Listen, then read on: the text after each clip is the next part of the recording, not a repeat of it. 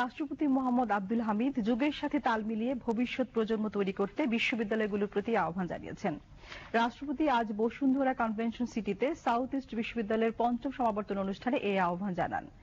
নবীন গ্র্যাজুয়েটদের অভিনন্দন জানিয়ে রাষ্ট্রপতি আশা করেন শিক্ষা, জ্ঞান, বিজ্ঞান ও প্রযুক্তিতে সমৃদ্ধ তরুণ প্রজন্ম এ দেশকে উন্নতির শীর্ষে এগিয়ে নিতে অবদান রাখবে।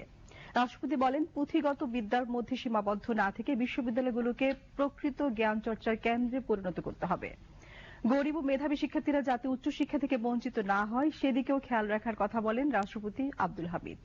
শিক্ষার উন্নয়নে সরকারের নানা পদক্ষেপ তুলে ধরে রাষ্ট্রপতি বলেন, উচ্চশিক্ষা নিয়ে কেউ যাতে প্রশ্ন তুলতে না পারে তা নিশ্চিত করতে হবে।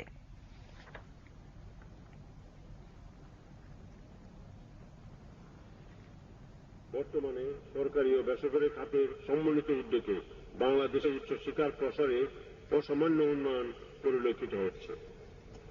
আমি আশা করব যুগের সাথে তাল মিলিয়ে এবং বর্তমান বিশ্বের সার্বিক আর্থসামাজিক উন্নয়নের দিকে দৃষ্টি রেখে ভবিষ্যৎ প্রজন্মকে তৈরি করার কাজটি দেশের বিশ্ববিদ্যালয়গুলো পালন করে যাবে।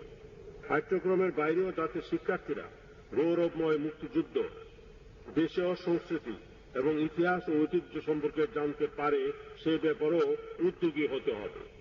উচ্চশিক্ষা নিয়ে কেউ যাতে প্রশ্ন তুলতে না পারে তা আমাদের নিশ্চিত করতে হবে। আমার বিশ্বাস, দেশের বিশ্ববিদ্যালয়গুলো দেশ ও জাতির প্রতি দায়বদ্ধ থেকে নিজ নিজ অঙ্গনকে জ্ঞান চর্চা ও গবেষণা পরিপূর্ণ ক্ষেত্রে পরিণত করবে।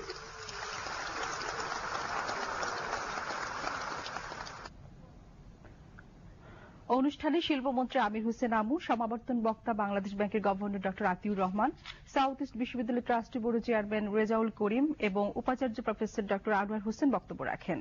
সমাবর্তনে ৫,২৯২ জন শিক্ষার্থীকে আনুষ্ঠানিকভাবে ডিগ্রি প্রদান করা হয়। রাষ্ট্রপতি মোহাম্মদ আব্দুল হামিদ ভালো ফলাফল অর্জনকারী ২ জন শিক্ষার্থীকে স্বর্ণ পদক প্রদান করেন। বাণিজ্য মন্ত্রী তোফায়েল আহমেদ বলেছেন,